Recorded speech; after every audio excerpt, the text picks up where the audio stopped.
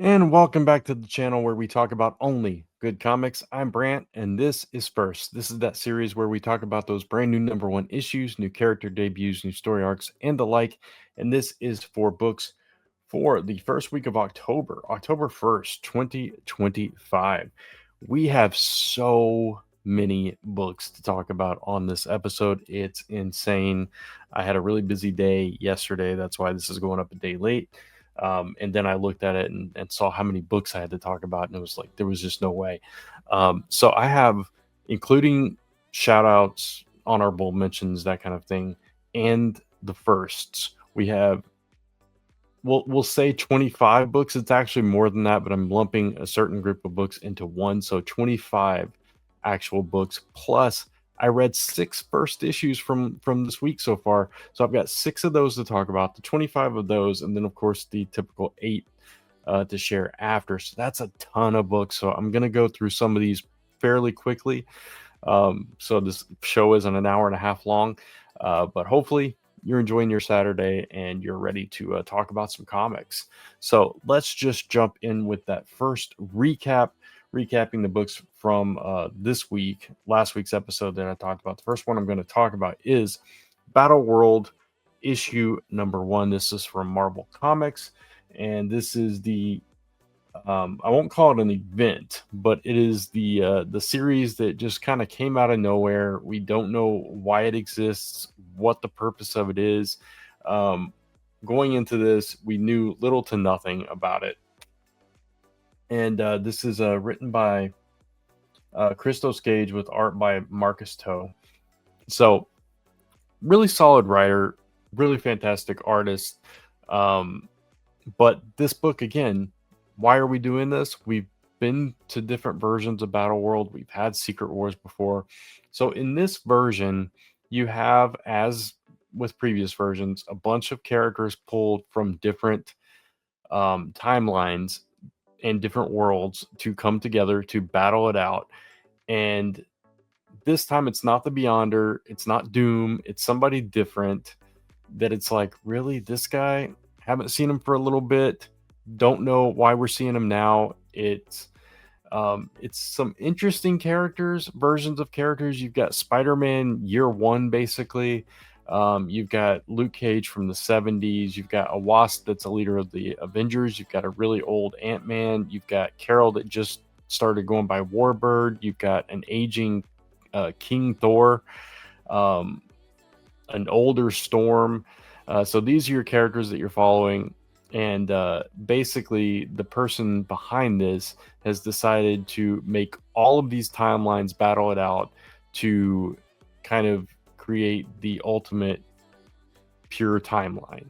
And that's the only one that's going to exist at the end of this, supposedly. So it feels like we've already seen versions of this with the TVA, kind of, with the prime timeline and all of that stuff. And then of course we've seen Secret Wars and Battleworld. I don't know why this exists. I don't know why we need this.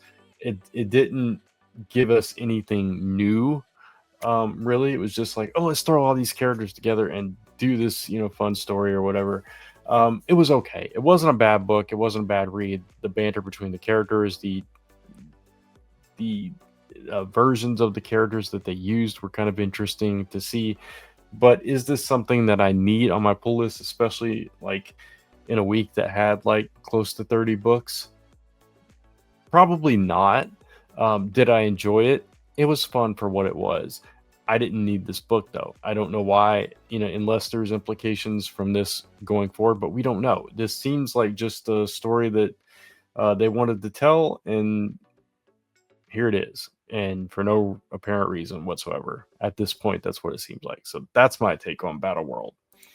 Next up, we've got He-Man and the Masters of the Universe, The Sword of Flaws. And this one is written by, I believe it's Tim Seeley. Yeah, Tim Seeley with art by Freddie Williams II. So this was actually a pretty decent read. If you know anything about your He-Man lore, Skeletor has a sword that looks like He-Man's. It's a power sword, but up until this point in this run of the comics, he hasn't had this sword. He's only had his scepter, had the magic. So this is the introduction of the opposite power sword, the one that gives him abilities to kind of go toe to toe with He-Man. And that's what we're seeing here. We start off in this kind of council where they brought in another kingdom, and there's this bratty prince, kind of entitled, insulting everyone, insulting Prince Adam, calling him basically a rube and all this stuff, and saying without He-Man, and He-Man's archaic and whatever, without him your kingdom's nothing and all this stuff. And during an attack by Snake Mountain troops, Skeletor and all his minions, he takes the opportunity to try to steal some glory for his kingdom. Doesn't go so well for him. But ultimately, by the end of this issue, we are introduced to the Sword of Flaws. It's unearthed through the machinations of Skeletor by accident, but now he's going to go on the hunt for it. And that's where we're at. So it's largely a setup issue, but there was a lot of action. There were some interesting, dynamics, typical stuff with Tila, getting on Prince Adam for being a coward and running away and all this stuff. And all the while, I'm thinking it's something that's very obvious. It's something that's very obvious if you look at Clark Kent and don't see Superman's face. It's like, this is a dude with a bowl cut that's running around with a tiger, and it's the same thing when he's He-Man. How does nobody put this together? It's that kind of thing. But no, this was a fun issue. I actually really enjoyed this. I'll definitely come back for the second issue. I thought it was a fun read, and I thought it was a great setup to this new power sword that's going to be introduced into this version of Eternia, and I'm looking forward to seeing where it goes from here. Next up, we have The Phantom, issue number 1. This is from Mad Cave Studios. It's written by Ray Fox with art by Russell Mark Olson. And I did not get to read the Free Comic Book Day kind of preview book of this, so I was going into this cold. I thought it was decent.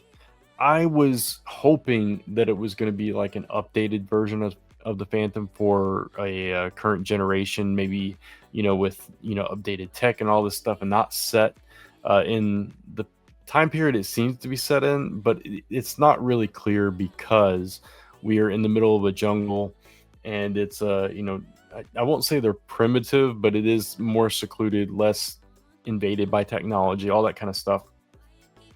And you're dealing with drug runners and all that kind of stuff. So it's typical kind of things you would see in a Phantom story.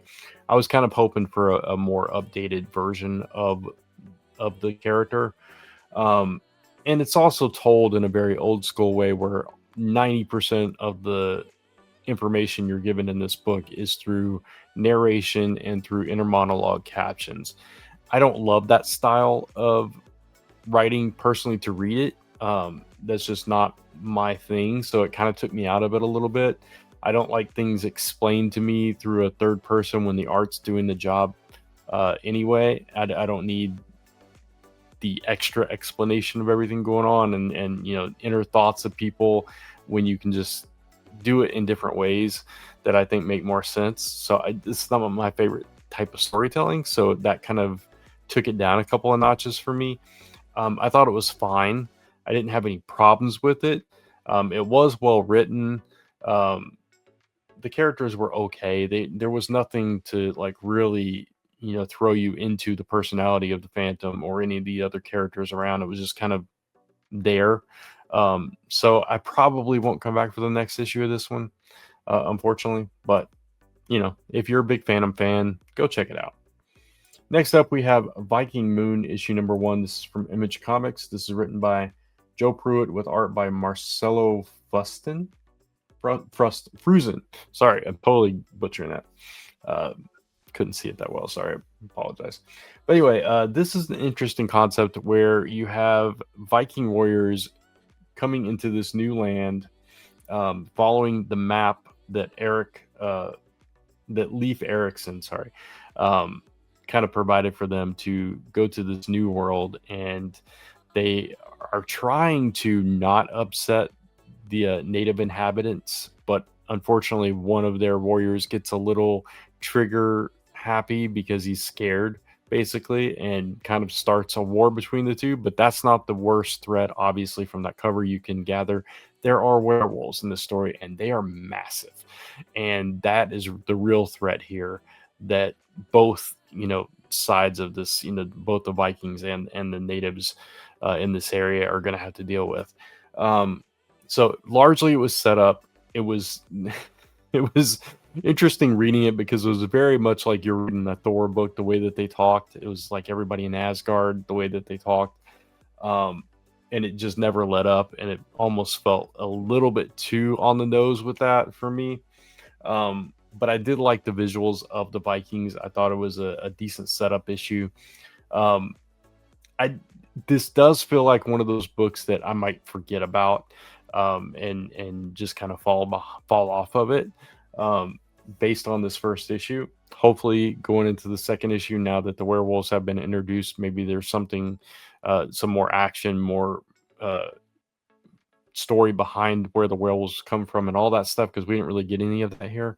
Um, so yeah, it's one of those kind of in the middle ground for me personally, but the right time of year for it, so I definitely wanted to check it out, and I thought the visuals were really cool. So yeah, check it out. Next, we have Ultimate Hawkeye issue 1, which actually was better than I expected. This is written by B. Earl and Dennis Camp and Taboo, with art by Juan Frigeri, Michael Sta Maria, and Michael Sta Maria. So this was Hawkeye going on an excursion outside of the Ultimates. He goes dark for a while to handle some business. Comes into contact with Roxxon and different characters and everything, and learns a little bit more of what's going on behind the scenes and everything. And basically, they have kind of baited him into this situation, or baited them into this situation, where they're trapped now, and they have to make some tough calls of whether to take the deal offered to them, which is basically, we can clean the slate here, go our separate ways. You don't bother us, we won't bother you, kind of thing. Or we're going to take out your whole family. Or yeah, that's the repercussions. And it seems like, there's going to be more to the story going forward, between Hawkeye and these corporations and everything. But by the end of this one shot, it's like things are left at a place where the other parties involved think that Hawkeye is kind of handled, and we're probably going to see that explode in the pages of Ultimates going forward. So it was better than expected, but I wasn't really expecting much out of this book, just because Hawkeye is my least favorite character of the Ultimates team. We did get to see the return of Clint Barton, at least momentarily, and kind of the introduction of the ultimate version of Ronin here as well. And there's kind of seeds planted for the future of Ronin, possibly in this universe as well. We'll have to see where the universe goes from here, but it was okay. It was decent. If you're a Hawkeye fan, if you're an Ultimate Hawkeye fan, definitely pick this up if you want to get the full picture of the Ultimate universe. This will be kind of interesting. If you're a big Ronin fan, you might want to check this out as well. But if, like me, you don't love the character and you didn't really need this story, then it's okay to skip it. But it was a decent read. And finally, the last recap I've got here is Skinbreaker issue 1. This is Robert Kirkman, David Finch, series that apparently they've been working on for 8 years. Every single page, I thought this was interesting. They said it in the back. Every single page of this series is completed. It's drawn, it's illustrated. I think it's 8 issues. So it is going to come out regularly on time. And also, interestingly, and the reason they had treasury editions of this book is that David Finch basically illustrated this on double sized boards. So every double page spread is 4 art oh my god, I can't talk. 4 art boards. There we go. So every splash page, or every single page of the comic, is basically 2 art boards. So he just went oversized so he could do a ton of detail on these pages, and it really pays off because it's a beautiful book. This is a story about a tribe of, I don't know exactly what kind of characters they are, if they're orcs or whatever they are, ogres possibly. It's not exactly clear, or it's just something brand new. Basically, the reason they're called skin breakers, there's this sword called the skin breaker. It shines um, the sunlight onto these younglings, and it causes their like gray skin to break and transform them into this other form of being. So they're weak, and then once they shed that skin, they become stronger. And there's a battle for kind of rulership of this tribe because the chieftain is getting old. The chieftain's the one in the background on the cover, and then his star pupil is the one in the front. He's kind of trying to persuade him to take over. Otherwise, some less scrupulous people are going to, challenge. And to challenge, you have to kill your predecessor, and that's how you take over. And it's that kind of thing. So, very interesting story that they're setting up. Our main character, his son, his skin won't break. So there's kind of a story there as well. And they're fighting other threats outside of this. There's giant creatures everywhere, and there's probably going to be other threats that are introduced later on also. But really interesting, really strong setup, decompressed, slow, typical Kurtman style. But I really enjoyed it. I love fantasy stories. This kind of gave me the vibe of the I can't think of what they were called, but in John Carter, um, the people that he becomes aligned with for a little bit, the Green Martians or whatever they were. It kind of reminds me of their culture a little bit. So if you like that at all, John Carter, Mars, and those stories, you might like kind of this tribe or whatever it is in this book. But really interesting story, and I'm looking forward to the next issue. All right, with that, we're going to jump into those honorable mentions, but we're going to start with a group of honorable mentions that I'm just going to kind of briefly touch on, and that'll be my first one of those 25. So here we go. The Halloween Trick or Read specials. This is basically free comic book day for Halloween. These are made available. I think they're made available next week. So there are several of them. I just wanted to show this one. This is one of them, the X-Men 97 one. But I'm going to screen share a list of all of the Trick or Read titles, at least the ones listed on League of Comic Geeks. So here they are. We've got Godzilla versus Fantastic Four. We've got Hauntings, a seasonal sampler from Top Shelf. We've got Kodansha Mushishi Irumafia. We've got Nocturnals, The Sinister Path. We've got Spidey and His Amazing Friends, Venom Lethal Protector, X-Men 97, and Your Friendly Neighborhood Spider-Man. So if you want to go attend your comic shop, get these free comics, go check those out. Just wanted to make a quick mention of those. All right, going on to our other honorable mentions, sticking with the Halloween theme here, we've got an anthology from DC Comics. This is DC's Satanic Panic, so it's Zatanna centric here. But we've also got Ambush Bug, Raven, the Demon, Plastic Man, Swamp Thing, Batman, all involved in these stories. An 80-page book for $9.99, various creators. So if you want to check that one out, go ahead and do so. The next one up is, and this one's on here because Mike Spider-Slayer is always talking about this book. I have not checked it out, but this is a spinoff. I guess it's a one shot, or maybe it's a series. But anyway, it's Mark Spears' Monsters, The Monster and the Wolf, issue number 1. It's a trick or treat blind bag. It's the first issue. Cover A is a blind bag randomly packed with one of more than 75 exclusive cover variants. So it could be anything you could get of these various covers. This is written and illustrated, of course, by Mark Spears. So if you've been following the main series, you might want to check this Monster and Wolf book out. Next honorable mention is Archie's Halloween Spectacular. Again, sticking with the holiday theme here. And there is a brand new story with other content as well. 48 pages for $7.99.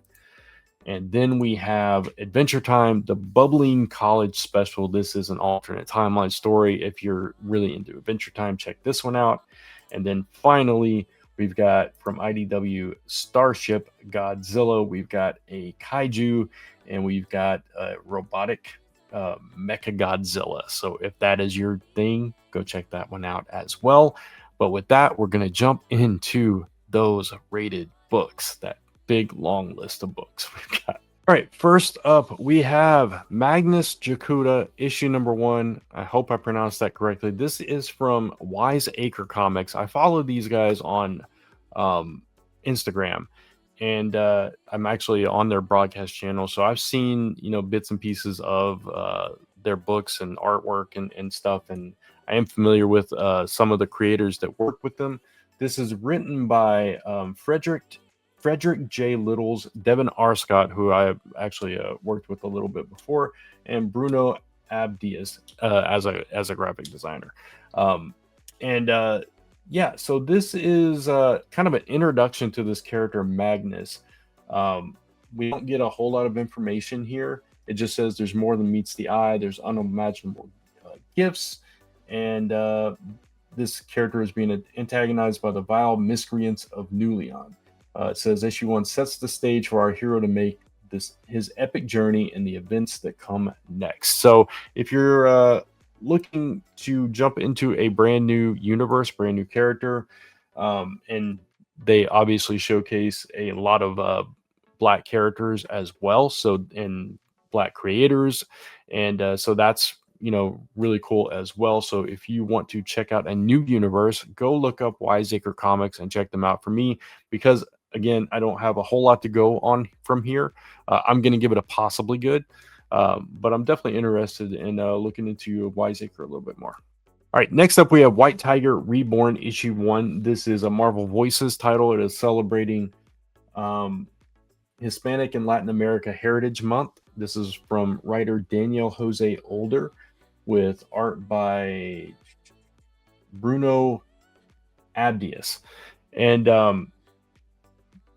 it's been a little bit since we've seen White Tiger. There was a series several years ago featuring this character. Ava is now the current wielder of the White Tiger power, but in this story, she comes across as she's looking into her family's murder and all this stuff. She finds her brother, who's supposed to be dead, Hector, and he was the original White Tiger. So those two are going to come, head to head, and it's dealing with the history of their family and all this stuff. So it also says this is the Marvel debut of Bram Stoker Award winner Cynthia Pelayo.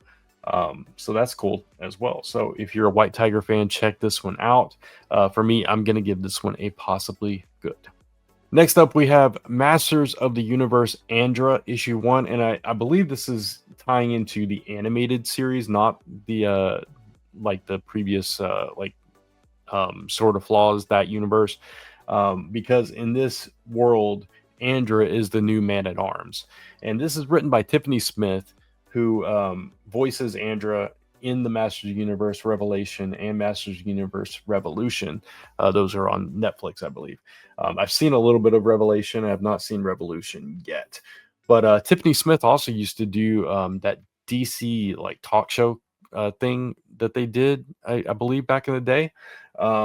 So very familiar with her, and great voice actor. And now she's writing this. So this is a 32-page book for $6.99, a little pricey. But yeah, if you're a big fan of the Revelation series, you might want to check this one out. For me, I'm going to give it a possibly good. And yeah, I might check this one out, though. I don't know if it spoils anything for the cartoon, though. So that is something to be aware of, possibly. The art here is by Adriana Mello as well. Next up from Boom Studios is The Last Day of H.P. Lovecraft, issue 1. This is adapting a French graphic novel from Romold. I'm not even going to try to pronounce that. You can look it up. Jacob Rebelka is the artist. Anyway, this is the final journey of the complex and tortured man. It's designed as a strange Gothic cathedral. So yeah, if you're a big Lovecraft fan, you want to see their take on the character's last, or the writer's last days, check it out. For me, I'm giving this one a possibly good as well. All right, here is a follow-up to Volume 1. This is Volume 2, Kill All Immortals, issue number 1 of Volume 2. Yeah, the last series started off really strong for me, and the first couple issues are really good, but then every single issue after that just became her versus one of her family members, very point A to point B, until the end, to where she's, kind of going off on her own. In this volume, after they overthrew their father and all this stuff, it looks like there is an ancient and supernatural adversary that is coming in to threaten to destroy their empire and kill them off one by one. Again, so now instead of her fighting her brothers, I guess some other entity is coming in to fight all of them. Hopefully it's not the same where it's every issue it's, oh, this person versus this member of the family, and so on and so forth. Hopefully they do something a little bit different with this volume. I will check out the first issue because overall I did like it, but I am a little bit skeptical. So yeah, I'm kind of on the fence about this one, but I'll still give it a potentially good, just based on those first couple issues from the first volume. Speaking of Immortal, we've got the author Immortal issue number 1. This is from Image Comics, 40 pages for $4.99.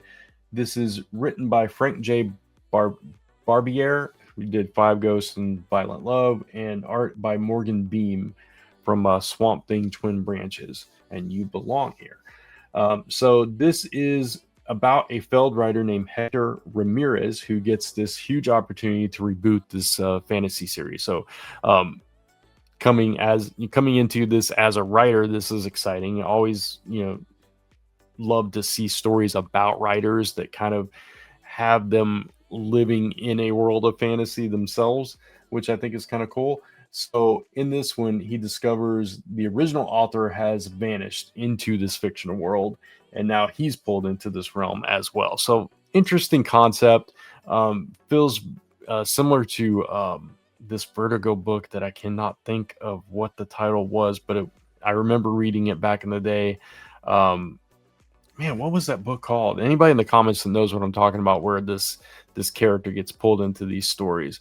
And it was a Vertigo series probably 12 years ago, something like that. So yeah, if you know what I'm talking about, let me know. I think it started with a U, but I don't remember. That's going to bug the crap out of me.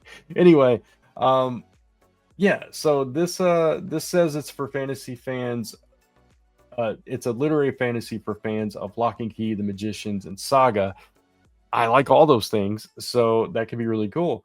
I'm definitely going to check this one out, and I'm going to give this one a possibly good, just because I don't know what to expect from it, but it sounds pretty cool. So just kind of, trying to not get expectations up so I can enjoy it for what it is. Next, from Marvel, we have Spirits of Violence issue number 1. This is written by Sabir Pirzada with art by Paul Davidson. So Sabir Pirzada did some of the Miss Marvel stuff.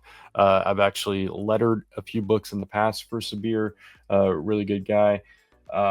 This has all of the ghostwriters. You got Johnny Blaze, Danny Ketch, Robbie Reyes, Kushala, Phantasma, Helverine, and even more. And they're all coming together to combine forces to fight this threat. And all these horrors are coming at them. So it calls it the most climactic ride in history starting here. So that sounds kind of fun. I'll probably check out the first issue of this. And yeah, I'll give this one a potentially good, and we'll see what it has in store for us. All right, next up from Ignition Press is Roots of Madness, issue number 1. Ignition's been doing some really interesting books lately. I haven't gotten to read any of theirs yet, but Mike Spiderslayer read one of their books. We talked about it on Comic Book Weekly this past Tuesday, so go check that out. And speaking of Comic Book Weekly, Kat and her business partner Phil, for their Lifeline Comics, their Powerline imprint, they're actually doing a comic based on the YouTube web series comedy, The Comic Shop. And the reason I'm mentioning that is because one of the creators involved with that book is Stephanie Williams, who writes this book, Roots of Madness, issue number 1 from Ignition Press. So go check out that Kickstarter. But if you're interested in Stephanie Williams' work, she did Nubia and the Amazons. And also the art here is by Letizia Catanici, who did House of Slaughter. If you like those creators, like their work, you might want to check this one out. This is kind of a cool series about this young Black woman named Etta, who is following in her mother's footsteps. She was left this book of recipes that also have these weird symbols and dark musings in it. This is taking place at the turn of the 20th century, by the way. And so she's looking to kind of solve problems in her community. She's looking to use these recipes to counteract things like this abrasive solution for straightening hair for young Black women and girls. But she gets this opportunity to go to this institute in Savannah, Georgia. And so she jumps at that. She packs up all her mother's stuff. And when she gets there, she's surrounded by all these natural wonders. And it seems like there's things that can point her towards all these musings in her mom's books. But there could be dark forces at play as well. So really interesting. Seems like it might delve a little bit into horror as well. So sounds like an interesting read to me, and Ignition seems to be doing some really cool stuff. So I'm going to give this one a promisingly good. And yeah, I'm looking forward to checking this one out if I'm able to. So next up from Mad Cave Studios, we've got Gunpowder Prophets. This is written by Justin Jordan with art by Patrick Piazzalunga. I totally butchered that one. But Justin Jordan, I'm very familiar with, has a big webtoon as well. And this one is about this group of people, Huck and Marley, who they're basically hired hands. They help people for money, in theory. Their help always seems to involve all kinds of property damage and some supernatural elements getting, kind of thrown into the mix as well. They call themselves the Gunpowder Prophets, and they're trying to rescue this girl from a backwoods cult, but it turns weird and things kind of go chaotic. It's a horror from Justin Jordan, who is known for the strange talent of Luther Strode. So if you've ever read and enjoyed any Luther Strode content, you'll definitely want to check this one out. The artist has done Monsters Are My Business, which I've actually seen that art. So that's really cool art style. So that's cool. So yeah, go check this one out. Gunpowder Prophets from Mad Cave. For me, I'm going to give this one a potentially good because it sounds like a fun time. Next up from Image Comics, we've got Good Devils Don't Play Fair with Evil, issue number 1. This is from Nick Dragotta of East of West and Absolute Batman, and David Brothers from Time Waits. I actually like both of those things. Obviously, Absolute Batman, I'm a fan of, and Time Waits was actually a decent read as well. I believe that was from, what is the name of that company? The ones that did Somna. I cannot think of the name of that company, but they do the oversized books. You know what I'm talking about. Anyway, so this story involves 3 tales that they claim hits like a truck. Who will rule the roost in the post-apocalypse? Will the greatest boxer alive actually live up to his self-proclaimed legend? And just who will survive in America? So if that sounds like a fun time to you, you might want to check this one out. For me, I'm going to give it a potentially good just based on the creators involved with this. And, the cover looks fun as well. So we'll see, what this one's all about. Next up is Minor Threats, The Last Devil Left Alive. This is another spinoff of Patton Oswalt's Minor Threats series. This time we've got Playtime hitting rock bottom, her criminal empire left in ruins, her ex-lover betrayed her, a secret deal she cut with the superhero team, the Continuum, was exposed along with her secret identity, so everything is going wrong. Now we're jumping ahead 3 years into the future. She's back, she's recruiting friends, and she's going to try to uncover a secret that threatens Twilight City. So we'll see how that goes. Jordan Bloom and Patton Oswalt are the writers. Scott Hepburn is your artist on this one. And I like the world that Patton Oswalt has created with Minor Threats. I don't read every single one of the spinoffs that come out, but the ones I do, I enjoy. So for me, this one is getting a promisingly good. All right, G.I. Joe fans, here's the comic you never thought you wanted, but here it is. G.I. Joe Cold Slither issue 1, as the greatest band ever reunites to rock and rule the world. This is written by Tim Seeley with art by Juan Cabal from Friendly Neighborhood Spider-Man. And yeah, this is crazy. You've got the true, well, kind of, as it says here, story of what happened to Cold Slither through the eyes of the band themselves, who were, of course, not the Dreadnoks on a undercover mission. Of course not. So the Dreadnoks as a rock band, come on, that's just good times, right? You can't go wrong with that. So for me, G.I. Joe Cold Slither is absolutely getting it promisingly good, and I can't wait to read this. This is going to be fun. Then we have Spider-Man Noir issue number 1. This is written by Eric Larson with art by Andrea Brocardo. Not a name I expected to see writing a Marvel comic. So in this Spider-Man Noir story, we are getting introduced to Gwen Stacy. Gwen Stacy in the 1930s, going in to ask about her father's murder. Obviously, if you know anything about Spider-Man Noir, he is kind of a private detective, and so Gwen Stacy is going to him to find out what happened to her father. And this might not only break George Stacy's police department, but Spider-Man himself. So interesting. And Eric Larson writing this is, kind of a big milestone here, right? I'm on the fence about this just for multiple reasons. I am probably going to check this one out because it's Spider-Man, but I don't always get into the Spider-Man Noir stories for whatever reason. And yeah, I don't know how to feel about this one, but we're going to check it out. I'm going to give it a potentially good. And we'll see what happens when Eric Larson meets 1930s Detective Spider-Man and Gwen Stacy. Next up is Venom issue 250. I think this was, I don't remember exactly what issue this was in the current run. It was like 10, 11, 12, somewhere around there. But now it is taking over the legacy numbering 250 as we get the return of Null. So it is a milestone issue and a milestone return. So multiple reasons that this is on the first list this week. Obviously, we know that Venom and Mary Jane are currently stuck with each other, at least for a while, even though they've come to terms with the fact that they don't want to be together and they don't like each other, and they're never going to fully trust each other. But now Null is back, and the Cult of the Void gathers in the depths of space, and it says only one Skrull soldier knows their terrible secret. Null has returned, and nowhere in the galaxy is safe. So really big things happen in 56 pages for $7.99. I'm excited about this. This has been a guilty pleasure, all new Venom, the series that is now turned into Venom proper. It's been a fun series. It's been a fun soap opera. We joke about it all the time.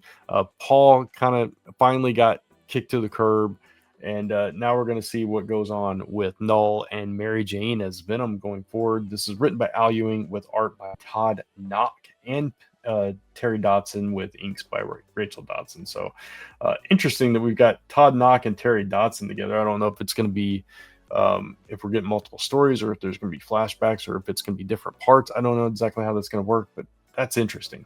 But yeah, looking forward to the return of Null and everything. So for me, for Venom 250, we are getting a positively good first one of the episode. First one in a while, I think, too. Next, we have the return of Gotham Academy with first year issue number 1. We're going back. This is a prelude to the original Gotham Academy series. This is 40 pages for $4.99, written by Becky Cloonan and Carl Kerschel and Brendan Fletcher, art by Marco Ferrari. So Carl Kerschel was involved, obviously, with the original Gotham Academy. Did artwork, I believe, or maybe just wrote. I don't remember who did the art on that. But anyway, Carl Kerschel back, Becky Cloonan in as well, and we're seeing how Olive navigates her trauma as a new student. So that's going to be fun. I love Gotham Academy. It was one of my favorite books at the time, and I cannot wait to go back and see how Olive's first year in the academy was and all that stuff. So I'm really looking forward to this one.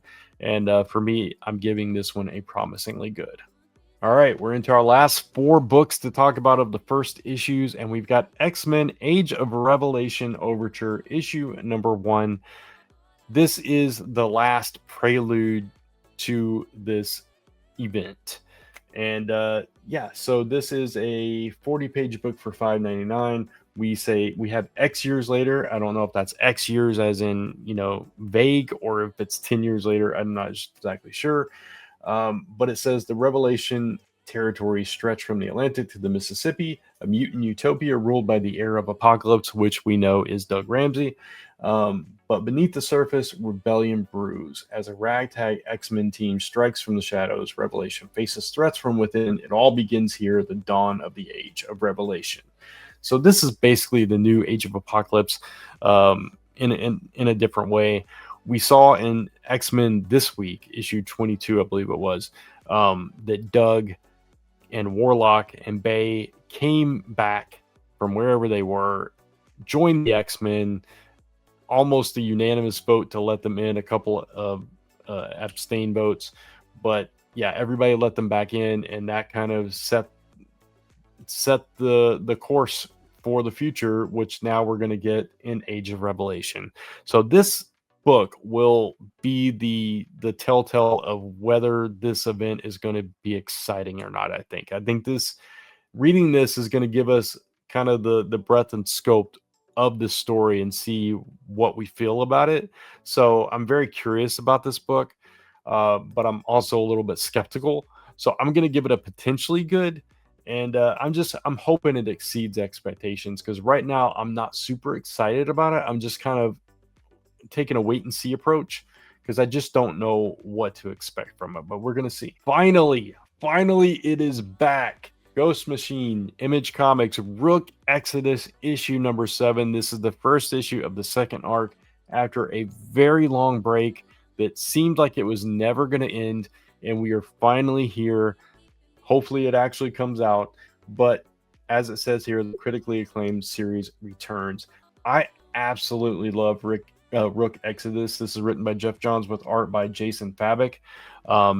I absolutely loved that first volume. Every single issue was fantastic. It combined elements of different stories that I love. It had, elements of Hasbro's Mask series as well.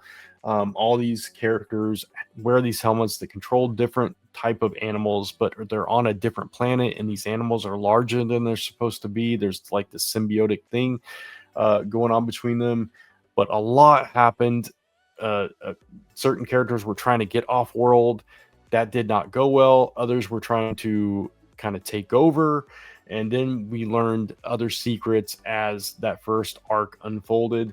And now, as we begin the second arc, the quest to save Bloodhound begins. Once the most respected, the father of Direwolf, has disappeared, vanished completely off the wildlife grid, and whispers of madness are going around and everything. And now the remaining wardens have to band together or stop him, find him or stop him. And the fate of the whole planet is at stake.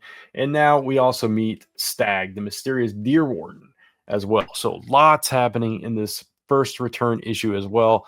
But I cannot wait to read this one. This is my most anticipated book, and I'm giving this one a positively good.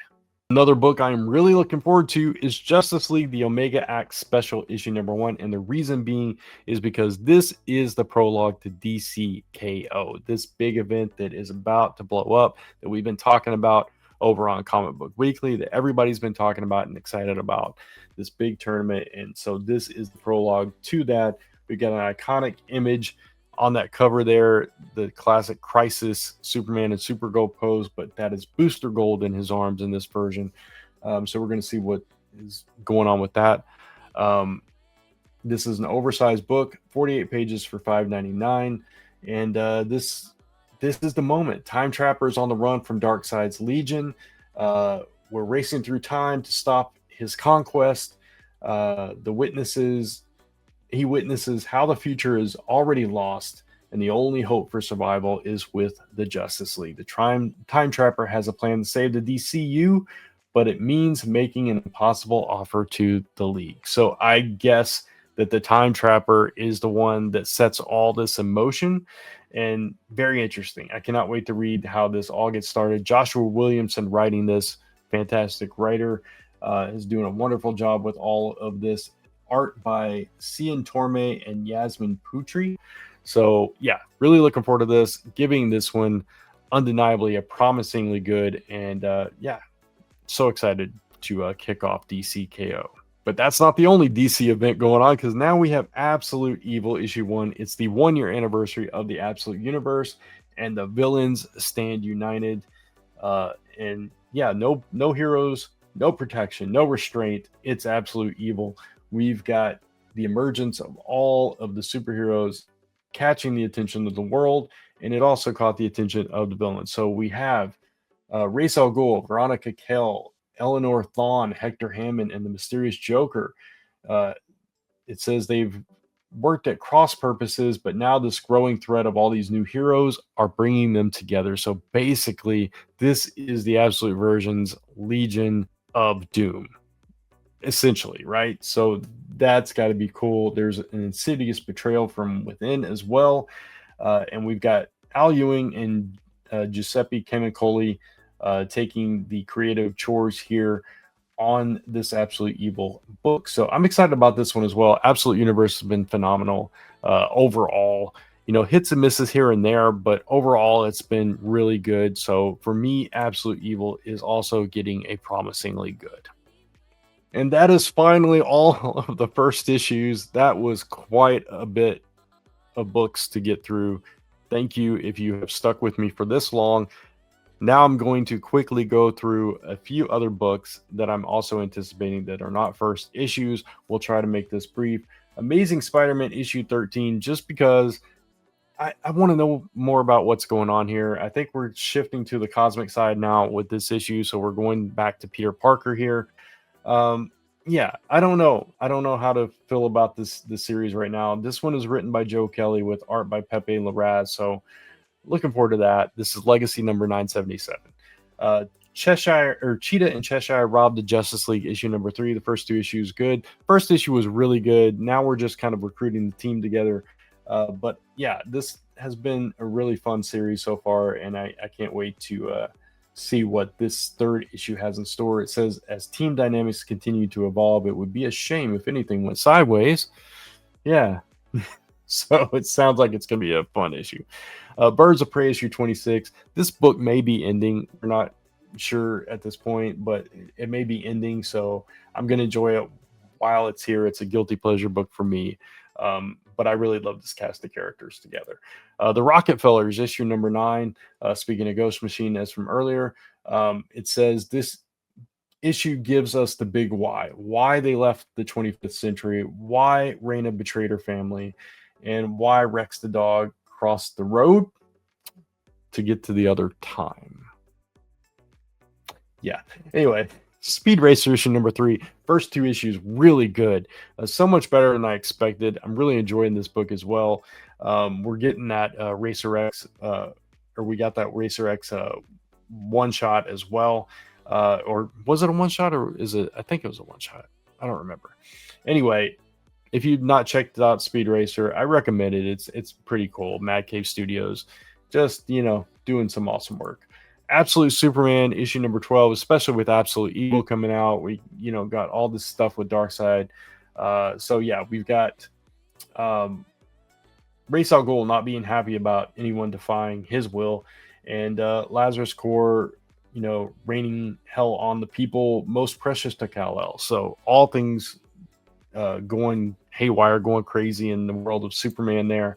Absolute Green Lantern, which was the blowout hit for me from the Absolute Universe. It's just, I don't know, there's something about this book that's different, and leaning into those anime vibes with it as well. It just stands out to me. It's really becoming my favorite Absolute title, which really surprised me. I thought Batman and Superman would kind of, take that spot, but Absolute Green Lantern is really kind of edging up there. And then speaking of Batman issue number 2, the first issue was really solid. Matt Fraction, Jorge Jimenez. Again, I talked about this when I reviewed the first issue, that it wasn't anything that was like, mind blowing, but it was just a really solid read, really, good story, well written, well illustrated, and kind of setting the tone. I wasn't sure how I was going to feel about, him battling a new villain each and every issue, like it's, one off. But kind of going back and thinking about it, looking back through it and everything, I can appreciate how good of a story it was, and kind of see the seeds planted for the future of the series. So I'm looking forward to it, and really excited about the second issue of Batman. But with that said, that is all the books that I have to talk about this week. I'm not going to keep you any longer. I hope you enjoyed the episode. If you did, please consider giving it a like, because it does help the show, and consider hitting that subscribe and oh my God, I can't talk. I've talked so much that I'm getting tongue tied here. Hit the subscribe and notification bell so you don't miss any of the episodes going up on the channel. Of course, you can follow me across social media at Only Good Comics, or type in onlygoodcomics.com to take you right back to this YouTube channel where we talk about only good comics. Until next time, thanks for watching. Take care. Keep reading those comics. Enjoy all these events that are coming up, and I'll see you soon.